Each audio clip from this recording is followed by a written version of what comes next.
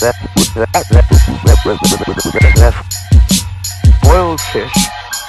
Boiled carrots. We'll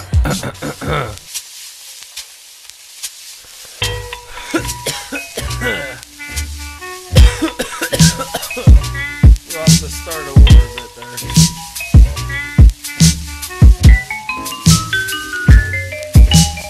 Hey, I'm natetrash. Welcome back to another episode of Trash Talk. My name is natetrash, and I'm the host and founder of Trash Talk. This is an interview that I did with Chris.ee from the band Anti-Flag.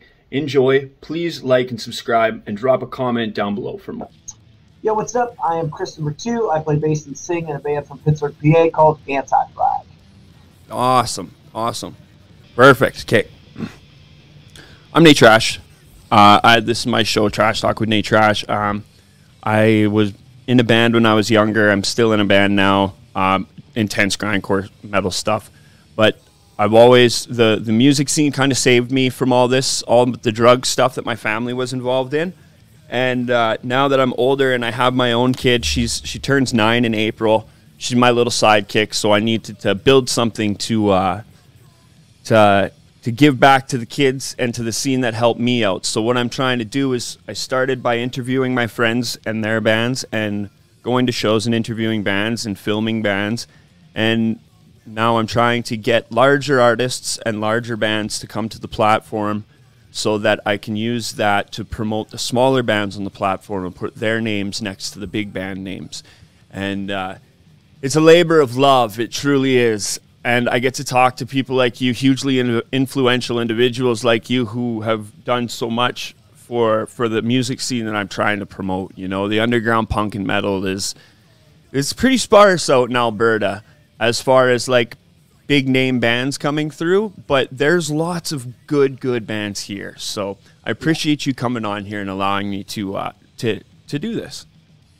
No, that's awesome. I mean, truthfully, that is the backbone and the ethos of this community. And so I think that obviously, when we talk about being a band for as long as we have, the great point of privilege is that we get to see and understand that cycle exists. And we flirt and come in and out of contact with mainstream culture as a counterculture, as a punk rock community, as a hardcore community, whatever. There are often times or blips on the radar where it's like, everyone cares about this, and then all of a sudden nobody does. And so you just kind of live it, and if you keep living it long enough, you'll realize that you just have to put your head down. If this is something you truly believe in and you truly care about, and you're not trying to exploit this community, it's one that can give you back so much. I mean, all of my friends, so many loved ones that I have in my life are a byproduct of this band and the places that it's allowed us to go. That's awesome. That's the dream. That's truly the dream. How long have you been playing in bands for? So I started playing music when I was about 14 years old. I joined Anti-Flag, or started kind of playing or learning the songs when I was 15, and I joined when I was 16. And so they had been a band for about 5 years before I joined. So I've been in Anti-Flag the last 25 years, and 2023 is 30 years of the band Anti-Flag. So. Chris.ee for life. Yeah, yeah, for sure. That is awesome, man. Huge respect to that, buddy. Not to cut off from the conversation or jump too far away, but that was when I got in my first band too. Was when I was 16 years old, and it was a very intense punk band. I can't say the name of it for risk of getting the video removed. Yeah, but like you said at the beginning, why you're doing what you're doing now, all of us in the band were byproducts of a community of Pittsburgh that had been forgotten by the world. The infrastructure and the economic basis of Pittsburgh was removed in lieu of corporate profits. We saw the steel mills shut down. Justin's father is an Irish immigrant. My mother came to the States from Italy when she was 13. We grew up very, very poor. There was a lot of access to drugs and You know, my sister's no longer with us because of it. My brother was in jail because of it. And as the youngest of those three, I saw what my path was and needed a different one. And so I'm grateful and thankful and so honored and privileged that I was able to join this band and not be sucked down that hole. Because there is a massive infrastructure of eating people alive in this world. And it's how the wealthy get as wealthy as they get, and it's how the poor get as poor as they get. That's by design. And there are many folks who are committed to the work that needs to be done to alleviate some of that suffering that people are feeling. However, as we sit in 2023 with the largest wealth gap in the history of the world, there is no greater definition or example of why this system is set up for so many of us to fail at it than the world we're living in today. And so I think that our calling as a band, again, from this city that hyper politicized us at such a young age, you know, you couldn't look around and see your uncle lose his job at the steel mill and not be angry at the company that chose profit over people. And that will define your politics for the rest of your life, and it defined the four of our politics for the rest of our lives. And, you know, thankfully, we've been able to travel the world because of the band, and we've gotten some greater, further perspective. And, you know, when you listen to the first record, the songs are all about Pittsburgh. Like that was our world. We never thought we would leave. So now, if you kind of follow the lineage and the trajectory of the art that we've created, it has a lot more of a global approach to its politics and its policies, because we've interacted with a lot of people and see that, you know, people like yourself in Alberta are under the same constraints. There's a system that demands poverty. There's a system that demands suffering. And, you know, our goal, we're stewards of the idea that our music and this punk rock community, it exists to use whatever it can within its disposal to alleviate suffering. First of all, I want to say sorry for your loss. I lost my sister last year as well to drugs. My dad has just been 9 months clean, thanks to me and my brother and my other sister. I've recovered from heavy drug usage as well. So you're a fan of capitalism then, from what I gather.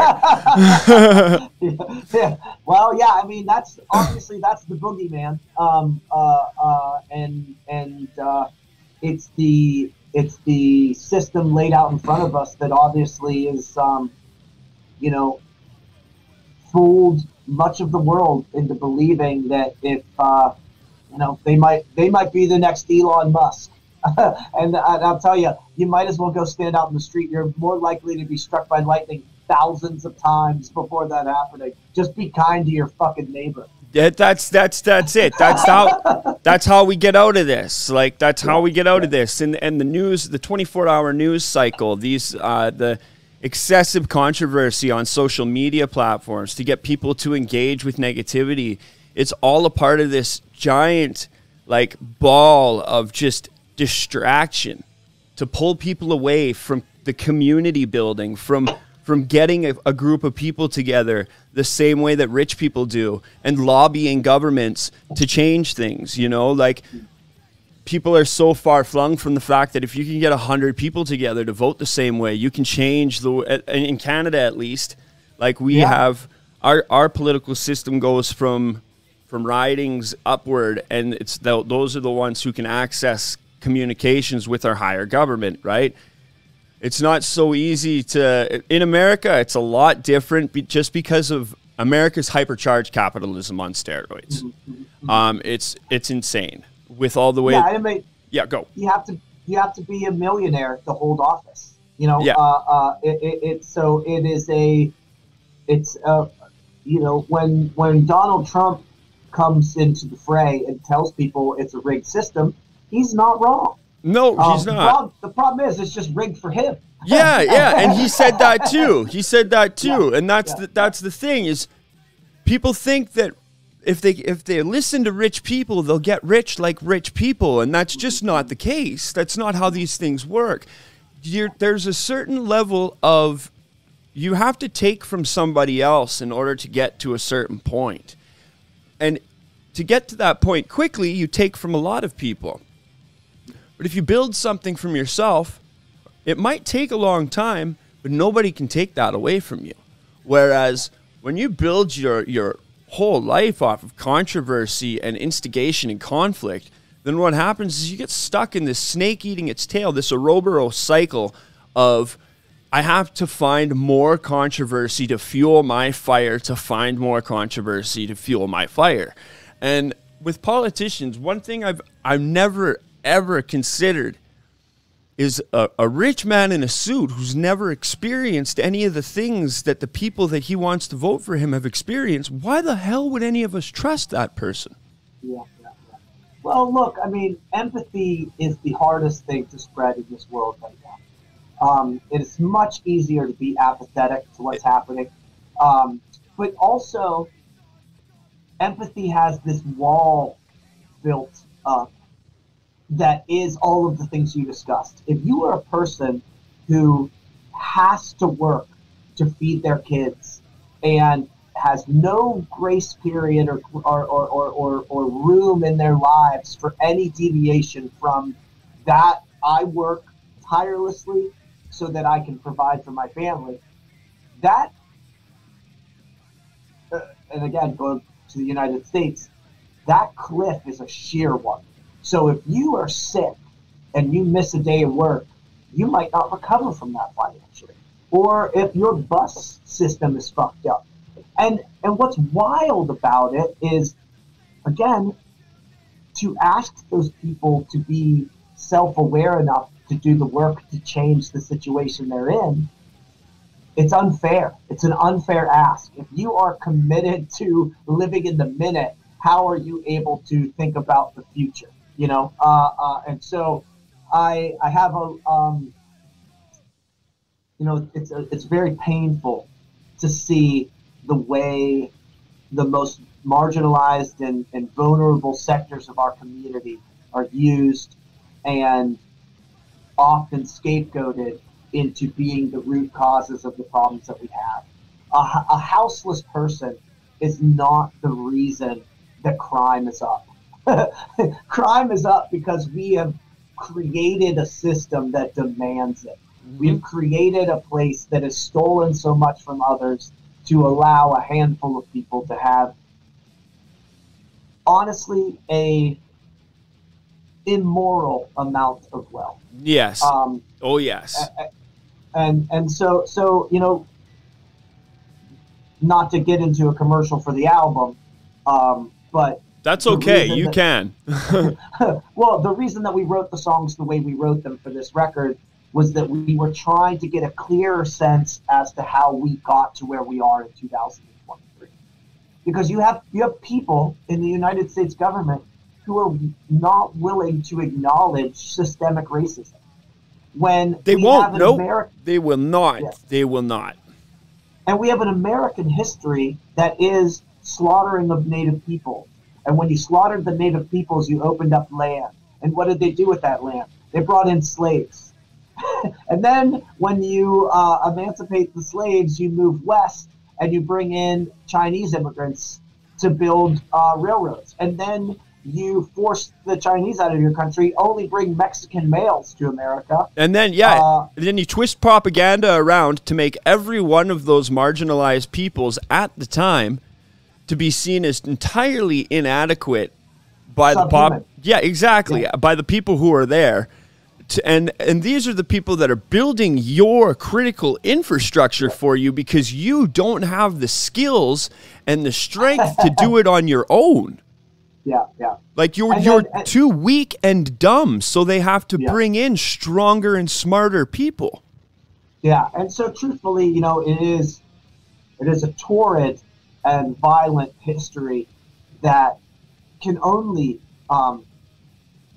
be surmised as a system of racism and a system of violence. And so to allow these people who are essentially all of them millionaires to hide behind the power that they have, it's broken. And I'm not sure that there is a fix for it that isn't the removal of corporate interest from our global politics.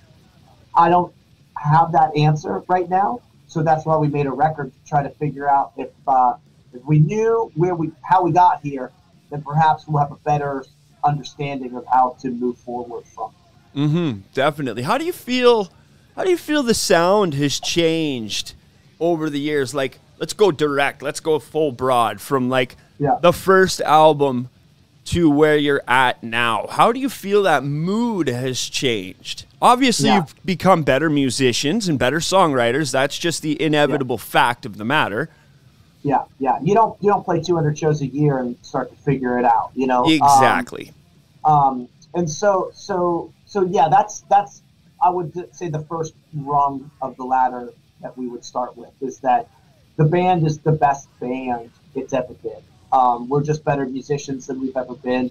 We're better stewards of the craft of songwriting than we've ever been.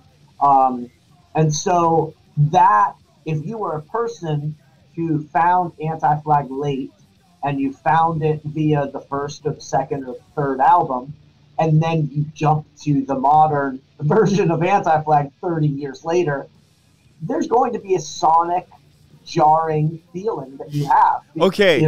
So I'm sorry to cut you off right there, but it's funny that you said that because, like I said, I have a lot of friends that are big Anti-Flag fans. Like Warped Tour was our pilgrimage every year. Mm-hmm. And the last time I saw Anti-Flag was the same year that I saw AFI. Okay. And it was the racetrack here in Calgary. And so that would have been like 2005 or something like that. Yeah, I think it was 2005 or 6. And so my friend in Didsbury, he's like, "Oh man, Anti-Flag, I love them so much. They were my favorite band when I was younger." And I checked out their new stuff, and I just, it's not the same as it was. And I was like, "Have you checked out their newest album?" Because it's not supposed to, and that's the growth of musicians. It's not supposed to be the same all the time. There's going to be fast political punk forever. Yeah. That doesn't mean the same bands have to create it forever. And I think it's inauthentic for us to try and recreate something. I'm not that person anymore. Yeah. And I have a better understanding of who I am now than I did back then. And so I think that our goal, or I shouldn't say goal, our fucking job is to be true to ourselves. And if we're not doing that, you're going to hear it in a record that's inauthentic, that might be fast punk songs, but it's not going to be those songs that were released in 1999. Those songs that were released in 99 were what we believed at that time, And so, I often think about it because I don't look at our internet that often and what people say. But I was looking at it as we released the record on Friday, and there's a few people saying that same thing, like, "Hey, this doesn't sound like a new kind of Bonnie." My response is simply, "Yeah, we made that album already. If you want to listen to that one, it's right there. It's not going anywhere." Mm-hmm. I still love those records, and we still love playing those songs live. They're versions of us that I think are really important and what led us to this path that we're on today. But to try and do that again or replicate it in some way, it's just not going to happen, and it's not going to sound good. It's not going to sound real.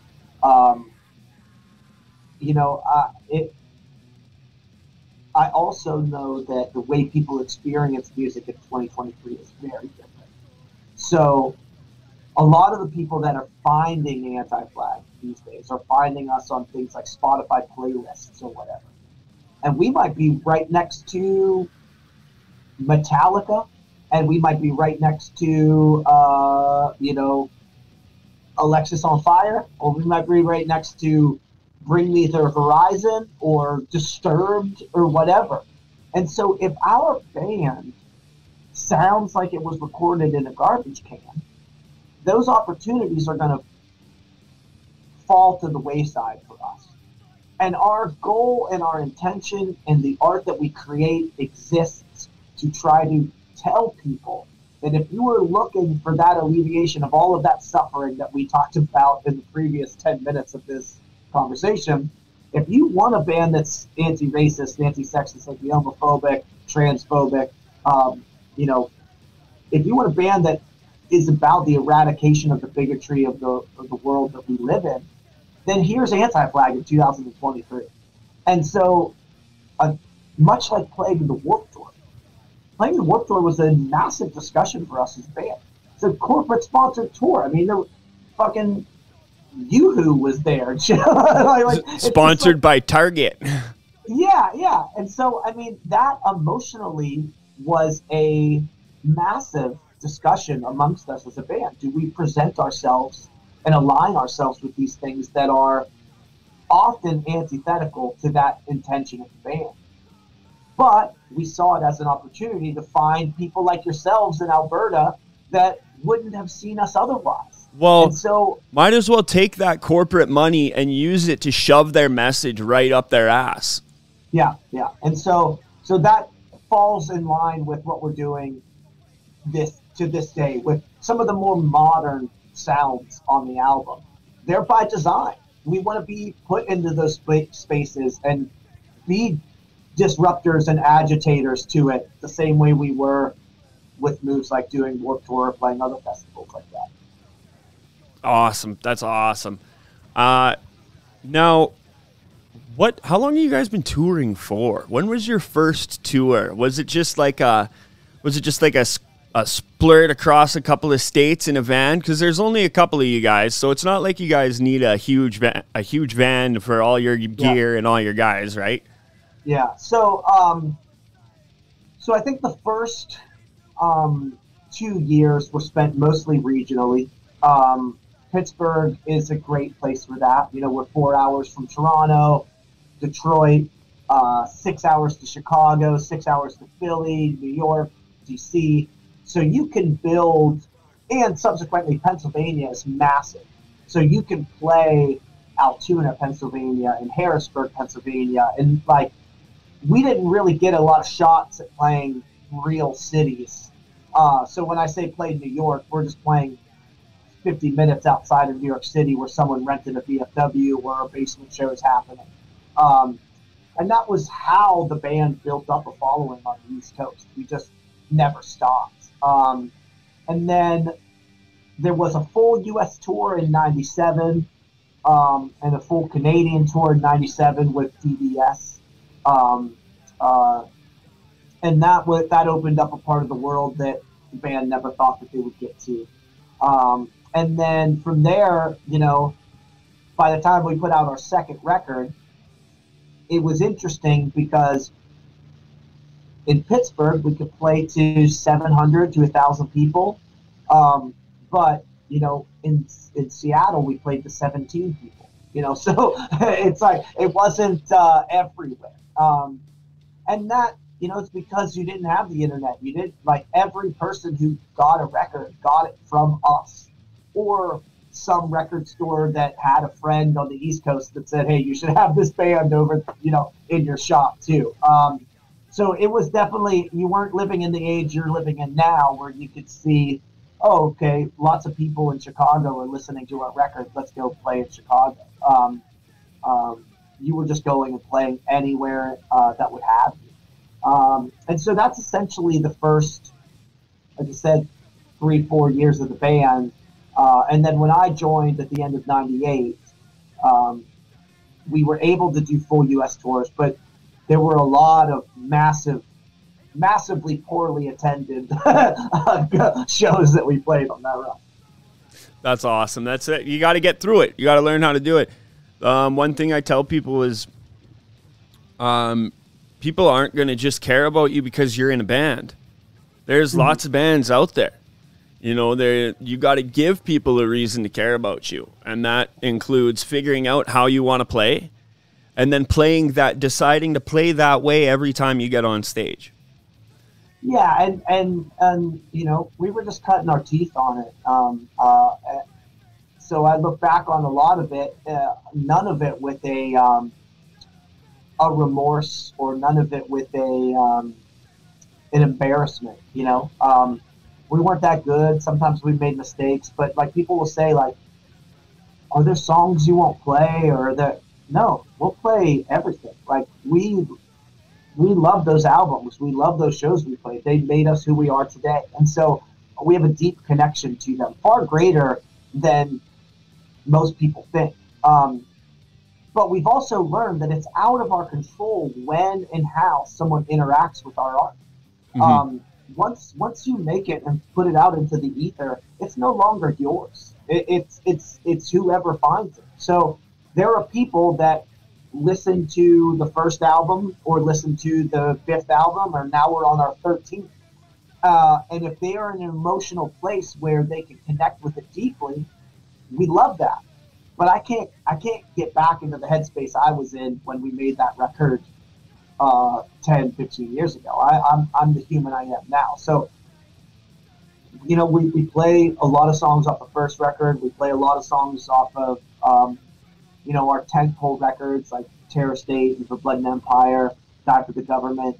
But also when we play live, we try to bring back some of those old songs that, you know, maybe 5 people in that crowd might really like perk up when they hear. But it's for us, you know, like it's a reminder of who we were. And so we're consistently trying to not lose sight of the things that we created in the past. Yeah, you got to let these young guns know that you guys still know how to go fast, man. Like, yeah. like that's what it's all about. I'm a sucker for fast, intense, extreme music. I'm a big circle pit guy. So like when I see bands that have evolved into something that's a lot more like melodic, a lot more expressive songwriting, instead of just like I'm processing my trauma through the fastest music possible, which is like kind of what I do.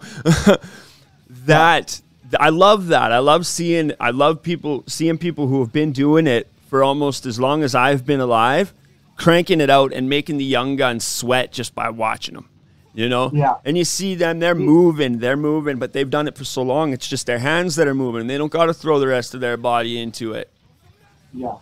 Well, I will say this. Our show, I think, has only gotten better and more energetic. And so I think that if you see Anti-Flag in 2023, you're going to see a band that's still. Oh yeah, without a doubt. I've seen some live footage of like the pre-COVID stuff, and man, you guys move. You guys still move. I still remember the Warped Tour show. Like I have I have Kodak like disposable camera pictures of it somewhere. I was probably 13 years old. That's awesome. Man, oh man, too good, way too good. You guys are killing it. Justin's Mohawk was flying high, like deadly good stuff. But truthfully, it's because we're passionate about the song. Yes. And so we want people to physically demonstrate that emotional passion, if that makes sense. Yes, it definitely does. So, in closing, to wrap this up, do you got any messages you want to put out? Any shout-outs, per se? All I'll say is that in a world that is begging for us to be selfish, we should act more selfless. And I think that you want to be a revolutionary, you want to be a part of the resistance in 2023, be kind. The status quo is violent and sexist and racist, and economies predicated upon war. So our acts of resistance lie in how we treat each other on a human level. And so I'm searching for a bit more of that kindness and that empathy in 2023. And that's kind of the intention set forward by the band at the beginning, but it's one we carry with us to this day. Fantastic. Thank you. I really appreciate that. Thank you for coming on Trash Talk. I hope to catch one of your shows when you go back on when you're on tour here again soon. And you're greatly appreciated. No, thank you. And yeah, please, if we're anywhere close, if Edmonton's the closest, I think we'll be there this year. So so hit us up. I'd love to see you. Awesome.